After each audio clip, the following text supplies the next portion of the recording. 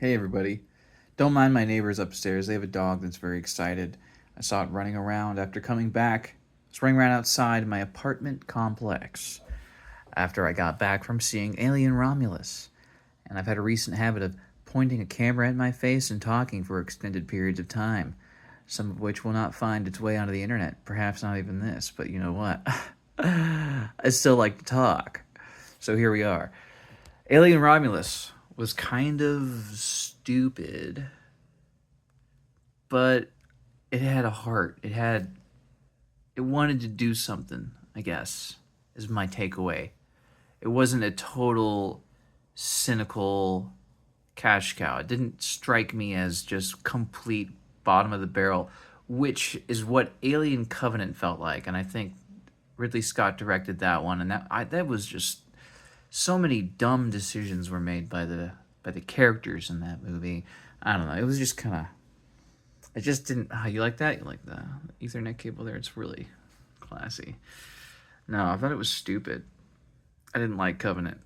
Romulus was kind of like, "Hey guys, remember this? Hey guys, remember this? Remember this line? Hey guys, remember this?" Had way too much of that going on. The fact that they brought back Rook Ash with like a deep faked android head, and he just happened to have a little webcam where he was able to, you know, transport his beautiful visage onto whatever CRT monitor was nearby. And then there was one scene where they shot a CRT monitor, but it still worked.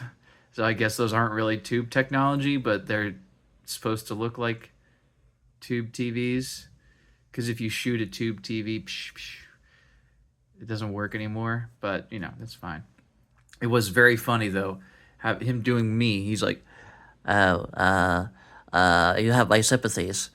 Like, oh, I work for the company. it was very silly. It was very bad. That was probably the worst part of it for me. Um, and then Andy was probably the best. Andy was a great idea. You take an android who, I guess he got damaged or something, so he's kind of like a little socially awkward.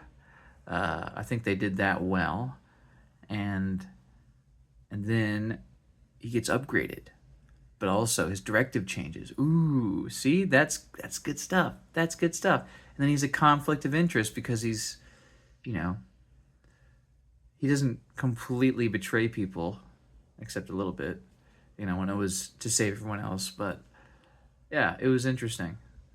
It was like, okay, there's always going to be an android that goes bad, except in Aliens. It's just, you know, he was a good guy. Bishop was a good one, but there are a lot of scenes with anti gravity where they're just like they turn the gravity off and they're still just rooted to the floor. Come on, man. Disrespect of physics. Disrespect. Also, another disrespect. That film. It disrespected me by making the gestation period for the alien inside the first victim, that the pilot lady, just like instantaneous. She gets bleh, and then what happened to John Hurt's character in the first movie, which took I don't know hours. The alien had to fall off. I can see it laying its egg quickly, but for it to gestate that fast for just the sake of the plot, it was like, we're gonna ignore continuity for the pace of this high pace action film, which it was very I don't know they could have just really been subtle and slow with it, but I guess they had to make it like flashy and exciting for a modern audience, which is, you know, you got to sell it. So I'm not surprised, but I wish they did better. I wish you did better. I wish you were more artistic about it. But hey, you know, it's an alien movie. It's one of many alien sequels. Certainly not the best, but better than previous previous iterations. So yeah, go see it. Yeah, it was fun in the theaters. I was laughing next to some people next to me. We're like, "Did he say that?" Oh, look, there he is on the screen again. It's Ash. Oh, that's why you go to the theater. You go so you can share an experience with other people. without saying a word to each other, without ever introducing yourself, no social contract required. Just stay quiet, watch the film, react to it as you would. They will react as they will. And you'll all share in the storytelling moment. It's beautiful. It's beautiful. Go to the Academy Theater on Stark. Yeah, it's on Stark. Stark and 78th in Portland. Great theater. It's $10, $10.75. Got a beer. It was affordable. I mean, it's a pub beer for $3.75, single can. You can buy like a 6-pack of Tall Boys for like $6, but you know, I wasn't gonna bring a 6-pack of Tall Boys into the theater. That would just kind of put it on my, it's just my baby. I'm pregnant, just like the lady in this film who inexplicably injected herself with the stuff that we saw turn the rat into a big mushy mutant dead thing, but she didn't even know what it was. Why did she's like, oh, this thing, let me just in my neck for no reason.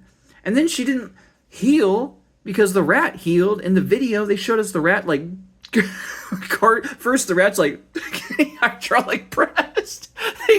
They crushed this rat like they were making like they, you know, like you do when you make a cappuccino, man. They cappuccinoed the rat, and then the serum made it come back to life and then mutate. But she didn't come back to life.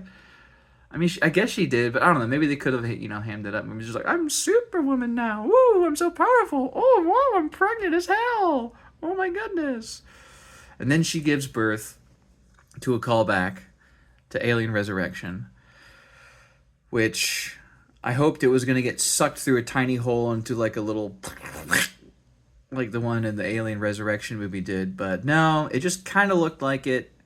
Kind of looked like the Tall Boys from Prometheus. Prometheus gets name dropped. I mean, it's just, come on, guys. Just because that's a movie that happened doesn't mean we have to say the thing in the...